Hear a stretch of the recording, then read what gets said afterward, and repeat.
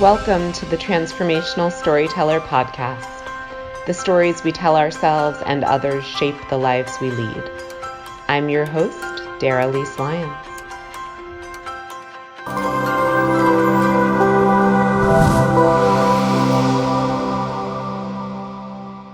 Welcome to the Transformational Storyteller Podcast. My name is Daralyse Lyons, and I am a storyteller.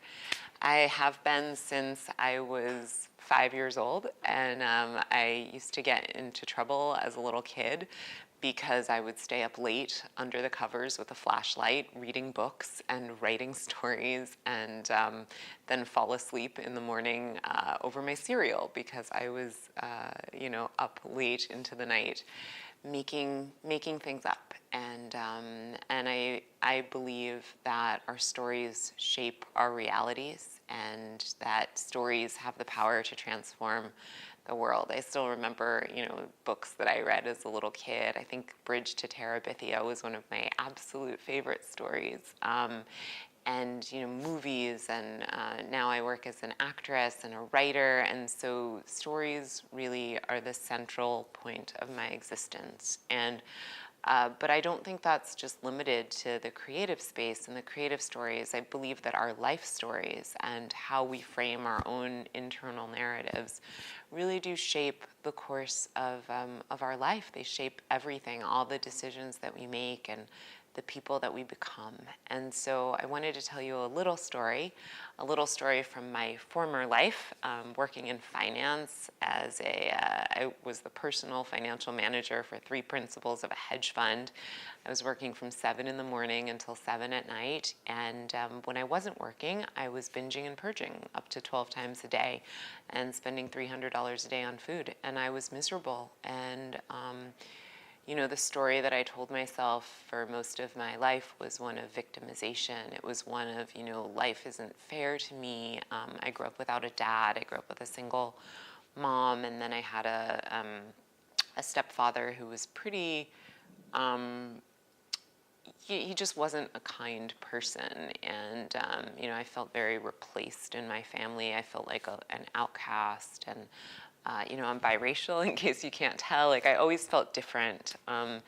And today, I love that I feel different. I feel unique, and it's wonderful. It's one of the shaping factors of my life. But it wasn't always that way. And so I remember I believe it was late 2007, I went to see a therapist, and she advised me to go to yoga. And she said, Dara, I think that you have a severe mind-body disconnect, and the things that are going on in your body are one thing, and then there's the other things that are going on in your mind, and you need to integrate. You need to better integrate. And I went to my first ever yoga class, kind of under duress. I didn't want to be there. And the teacher came out, and she was like this, just like glowing. She was glowing, the teacher. She was like exuding beauty and light. And I was kind of miserable about that because I hated anyone that was happy. And she turned off all the lights, and she lit these candles, and she stood at the front of the room. Her name is Stephanie, the teacher.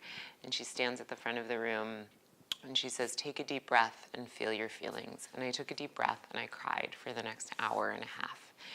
And for me, going into my body and feeling the stories that it contained, and just really getting a sense of who am I? What do I believe? How do I feel? Was so life-changing.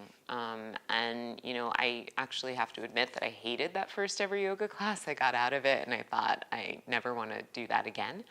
But I noticed that it brought me a certain level of awareness. And for me, becoming aware of one's existing story is the beginning of being able to change that story and create a new narrative and create a new life.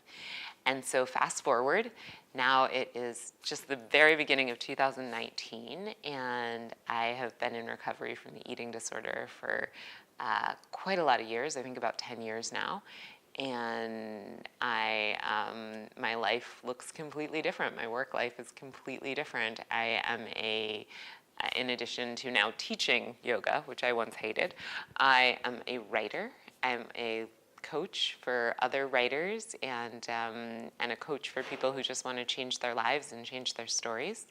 I'm an actress. I do comedy improv, so I'm laughing most of the time, as opposed to just being always on the verge of tears. And so this podcast is going to be aimed at helping people to look at their stories and to reframe their narratives. And to that end, it's not just going to be a podcast where you're listening to me all the time, although this first episode will be.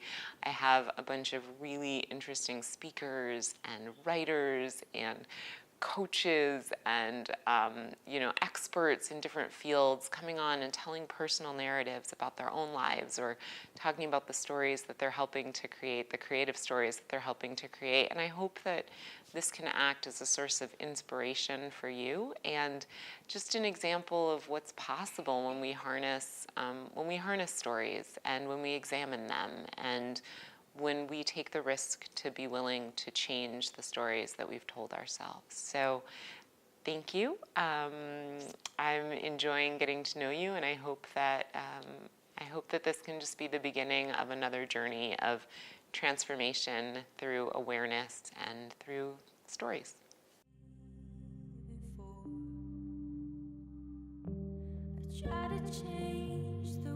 Speaking of stories, this podcast is brought to you by Loving Healing Press. Loving Healing Press is producing books about innovative therapies which redefine what is possible for healing the mind and the spirit. They have a whole selection of books that would be of interest to these podcast viewers and listeners, and so I highly, highly encourage you to go on Loving Healing Press's website and check out their offerings. They've actually generously extended a 15% off discount to any Transformational Storyteller podcast listeners. So if you go to www.lhpress.com/Transformational Storyteller, you'll find a list of recommended books for you that might be of interest to you in your healing and transformation journey.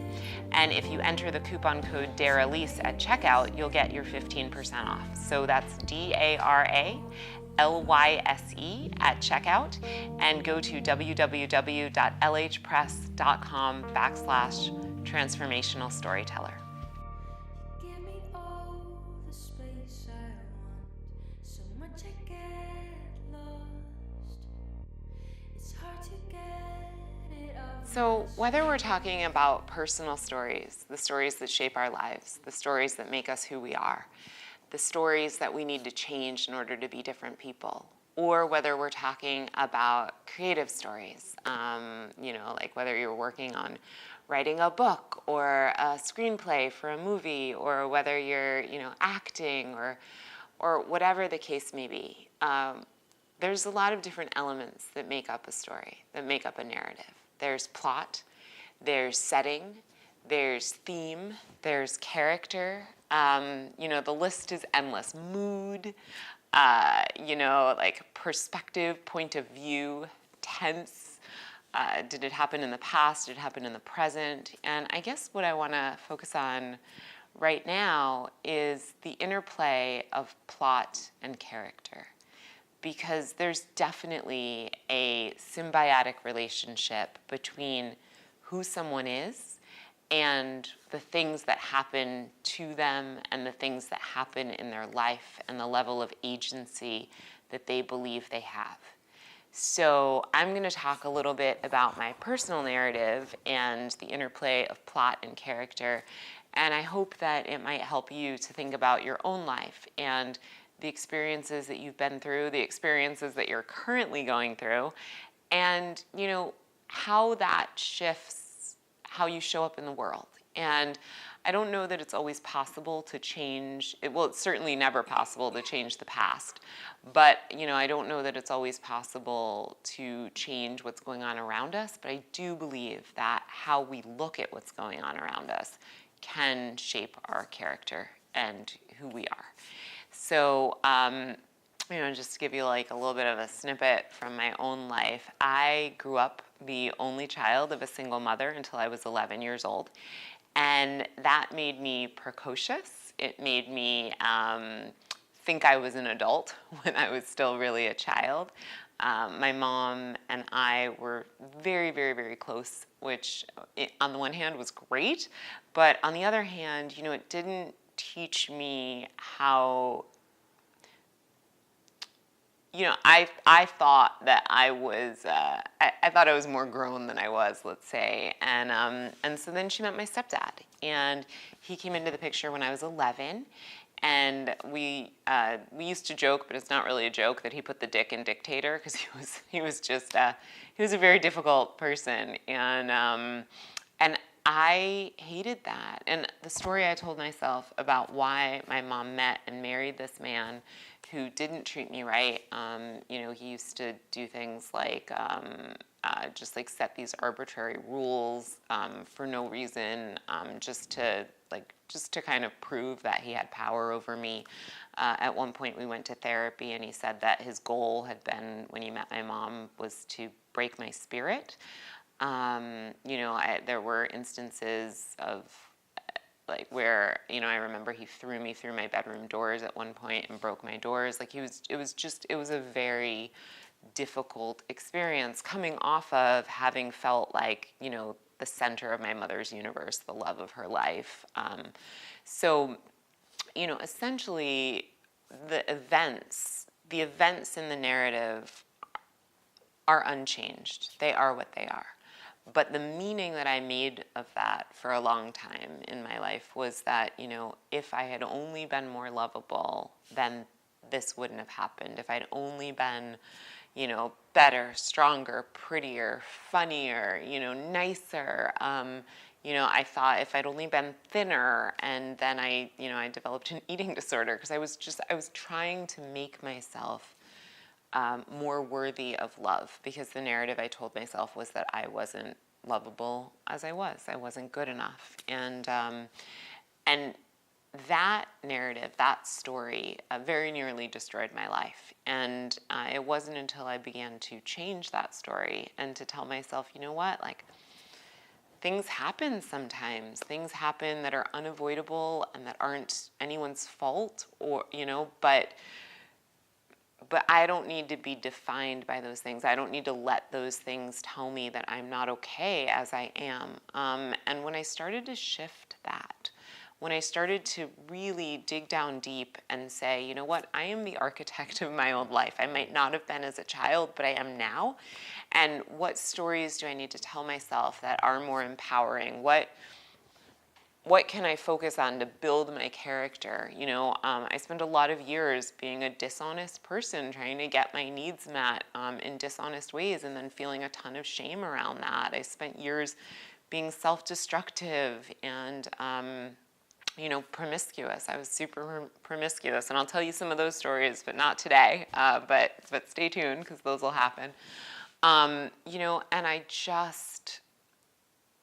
just realized that the way I was living my life created an identity for myself where I was always living in shame. I never felt good enough. I didn't, and truth be told, I wasn't living up to my values, so how could I feel good enough?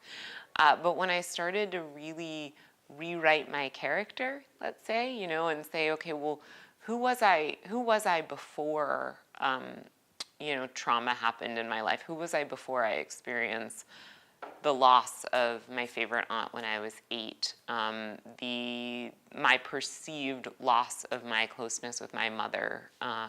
Who was I before I felt replaced in my family of origin?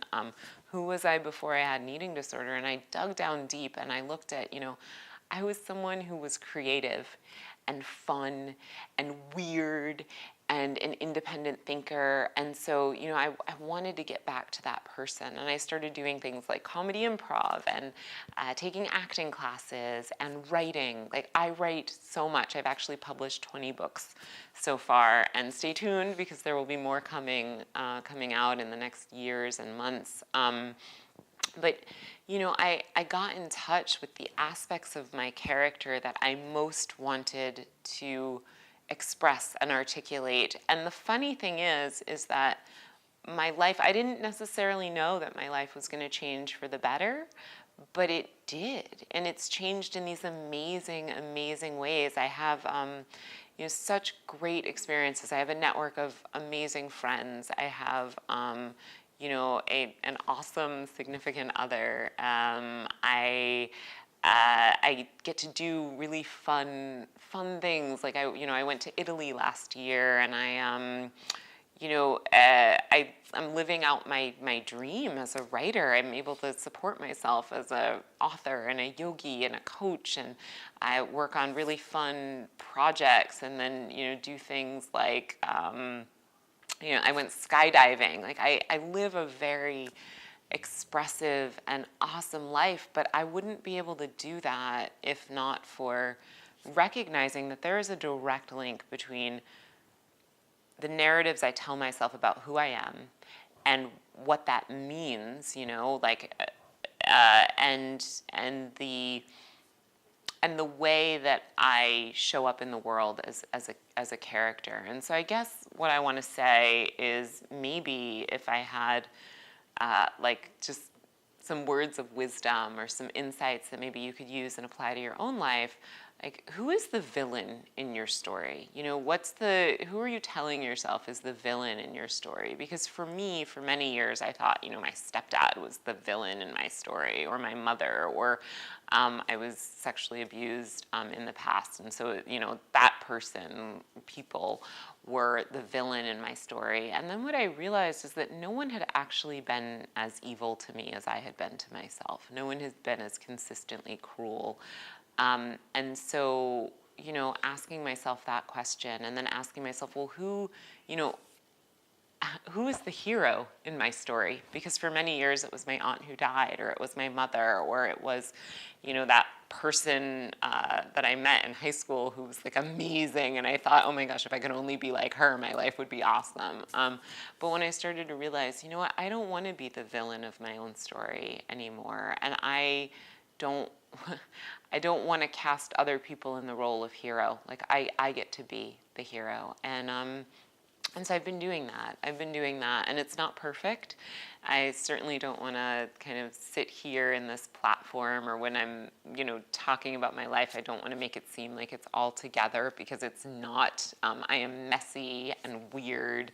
Last night I managed to accidentally, set a little fire in my kitchen. So yeah, there are definitely things that I need to work on, but overall, I don't feel like a victim anymore. And I feel really lucky and really grateful to be here with you and to be engaged in this process of ever-changing storytelling, because that's what life is, right? We get to look at the past, we get to look at the present, and we get to create the futures that we want. So thank you for joining me today, and here's to the transformations in your stories.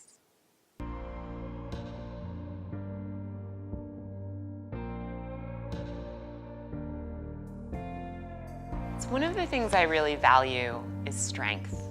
I value it in myself, and I value it in others. And so, of course, it was a no-brainer when I was approached by Just Strong, a lifestyle brand for women, asking me to check out their clothing line and to consider becoming an ambassador. And so I have since checked out their clothing line. They have a lot of great athletic wear for women who want to be, and who already are, strong. So, yeah. Their personal, I guess their symbol, the Just Strong symbol, is the squat. And here's what they say about that. They say the squat is the perfect analogy for life. It's about standing back up after something heavy gets you down. So standing back up after something heavy gets you down. And stories do just that, right? They help lift us up after a crisis moment, after a tragedy. So if you want to dig deep, be strong, and represent your own personal strength, I highly suggest you check out the Just Strong brand of clothing. Go to www.juststrong.com www.juststrong.com. And if you are a listener or a viewer of this podcast, you'll get 10% off if you enter the coupon code Daralyse10 at checkout. So that's www.juststrong.com and enter DARALYSE, the number 10 at checkout for your 10% off. Thank you for tuning in to another episode of the Transformational Storyteller Podcast.